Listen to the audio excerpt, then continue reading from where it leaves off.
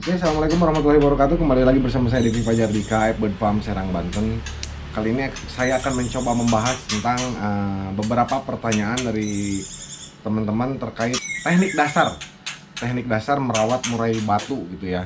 Sebetulnya apa yang saya sudah kemukakan di video-video saya sebelumnya sudah bisa menjawab. Hanya mungkin ada beberapa teman-teman yang memang belum pernah menonton atau memang penonton baru di channel saya. Kesalah intinya mah banyak sekali hal-hal yang kurang tepat dilakukan oleh perawat murai batu pemula ya. Ini saya tidak apa ya, tidak merasa kalau saya ini hebat, enggak, karena saya pun pernah melakukan hal yang sama dulu gitu di saat saya mulai mengenali murai batu. Nah, hal-hal yang saya lakukan dahulu akhirnya saya evaluasi, ternyata itu adalah kesalahan yang saya buat. Nah, saya nggak pengen teman-teman yang baru mulai pun melaksanakan hal-hal yang serupa yang notabene adalah salah gitu ya. Untuk burung-burung bahan, khususnya burung-burung hutan mungkin ya. Kalau untuk murai batu sih saya rasa untuk saat ini sangat nggak ada lah, bisa dibilang susah orang yang bisa dapat murai benar-benar dari hutan gitu. Murai hutan ini adalah burung yang sakit ataupun stres. Sakitnya karena mungkin karena dia ditangkap dengan dijerat, mungkin ada beberapa bulu yang rontok, ada sayap yang keseleo ataupun segala macamnya lah. Dan sudah bisa dipastikan ini burung stres karena biasa dia hidup bebas tiba-tiba dikurung. Apa yang harus kita lakukan untuk merawat burung seperti itu agar bisa bernyanyi ataupun berkicau di rumah ataupun di lapangan gitu ya.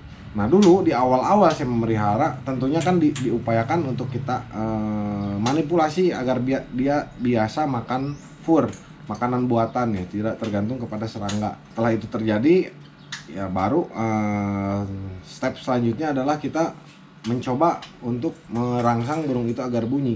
Nah, disinilah timbul kesalahan yang sering dilakukan oleh teman-teman pemula gitu ya. Sama saya dulu maksudnya. Mungkin kalau memang masih ada yang ngelakuin, tolong jangan dilakuin saat ini. Burung bahan jangan pernah dimaster dengan suara apapun, apalagi kalau dimaster dengan suara burung murai gitu ya. Intinya murai ini kan prinsipnya dia burung teritori. Jika ada intimidasi, kalau posisi dia sedang tidak stres, dia akan melawan gitu. Nah, sekarang kalau kondisi dia sedang stres, kita pancing dengan suara murai lagi, mentalnya akan semakin down dan akan semakin jauh rawatan teman-teman untuk bisa menghasilkan burung yang bisa bunyi gitu ya.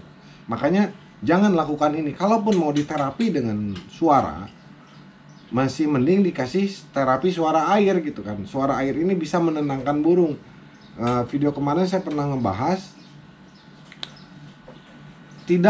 kalau memang teman-teman tidak punya kolam di rumah ataupun tidak sempat melakukan gemericik air yang sebenarnya hanya menggunakan handphone, kondisikan suhu ruangan tempat murai batu itu disimpan juga suhunya sejuk gitu kan. Jangan sampai di master suara air tapi ditaruh di suhu yang panas, itu akan percuma juga, teman-teman tidak akan merangsang burung ini mulai menghilangkan stresnya dan rajin berbunyi. Yang kedua adalah kesalahan yang sering dilakukan adalah menstimulan burung dengan berbagai macam doping. Ini yang salah. Jadi prinsip burung gacor itu cuma 3, teman-teman. Pertama sehat, yang kedua tidak stres, dan nutrisi dari pakan yang tercukupi gitu kan. Vitamin boleh diberikan, boleh, tapi masih banyak vitamin-vitamin alami yang sudah saya pernah kasih tahu juga bisa kita masukkan ke dalam jangkrik ya, di good lot gitu kan. Jadi jangan memaksa, oh ada produk ini baru nih, katanya bisa merangsang burung biar gacor, dikasih. Selang seminggu 2 minggu tidak ada perubahan, ganti lagi, kasih lagi terus menerus seperti itu. Ini efek jangka panjangnya bisa menyebabkan burung ini bisa mati mendadak, teman-teman ya. Jangan sekali-kali seperti itu, karena produk yang dijual di luar ya otomatis yang namanya iklan pasti ngasih yang terbaik itu kan, ngasih yang nomor 1 lah. Tapi pada prakteknya kebanyakan adalah salah dosis, karena tidak satupun dari kita kecuali mungkin dokter hewan yang tahu dosis untuk penyembuhan burung, untuk mendongkrak birahi burung seperti apa gitu kan. Jadi jangan asal lah, masih mending dirawat dulu saja semaksimal mungkin dengan cara natural. Nah, kalau memang sudah mulai ada perkembangan baru boleh di setting lagi. Yang ketiga adalah burung bahan di setting untuk lapang, diumbar, dijemur kenceng, dipaksa mandi, terus lagi disetel jangkriknya naik turun. Ini belum perlu. Untuk burung-burung bahan ini belum perlu. Kenapa? Karena dia belum ya intinya mah tingkat stresnya masih ada. Yang kedua juga mungkin belum rajin berkicau gitu ya. Kalau burung sudah nyaman, dia pasti rajin berkicau. Makanya kalau untuk burung-burung bahan yang bisa dikategorikan bahan ini adalah tangkapan alam dan trotolan ya. Ini cara perlakuannya kurang lebih sama, hanya mungkin trotolan lebih mudah ya, karena dia rata-rata sih trotolan bukan burung stres, dia hanya burung yang memang belum top performance saja. Nah, untuk burung-burung bahan seperti ini jangan lakukan setting dulu. Bukan apa-apa, ini percuma aja dilakuin, buat apa gitu loh. Mending kita jos aja, jor IF. Kalau mandi untuk trotolan mungkin ya itu harus dilatih untuk bisa masuk ke ramba. Murai hutan pun sama seperti itu, harus kita latih biar bisa masuk ke ramba. Jadi tahapan-tahapan untuk membuat burung itu bisa top performan di lapangan adalah mengkondisikan dia nyaman saja dulu di dalam sangkar gitu kan. Jadi kalau memang belum nyaman, mau dikasih doping apapun, mau disetel berapapun, mau diumbar, mau dijemur, mau diembun dan lain-lain pun tetap tidak akan berpengaruh besar kepada burung tersebut gitu kan. Jadi yang harus teman-teman pahami adalah buat nyaman dulu burungnya gitu kan. Apalagi untuk kategori-kategori burung tangkapan alam ya. Dulu saya pernah ngalamin sekitar tahun 2009 2010 lah sampai 2013 saya masih bisa membeli burung yang memang betul-betul tangkapan alam gitu kan. Cuman resikonya kalau dulu ada murai pancingan namanya ya. Jadi hidup paling sekitar seminggu 2 minggu kemudian mati gitu kan. Tapi untuk saat-saat ini kebanyakan sih burung-burung hasil ternakan ya. Bahkan yang dijual Om Yokan pun itu saya sih bisa menjamin itu bukan burung murni tangkapan alam gitu. Ini burung-burung hasil apa ya? Hasil koloni lah. Jadi jangan jangan memaksakan kehendak. Oh ini gimana Om? Kok burung saya udah disetel ini itu tapi kok belum mau jalan-jalan? Nah kenali dulu gejalanya gitu loh. Ini burung sudah nyaman apa belum? Kalau burungnya belum nyaman, mau disetel seperti apapun tidak akan pernah jalan gitu loh.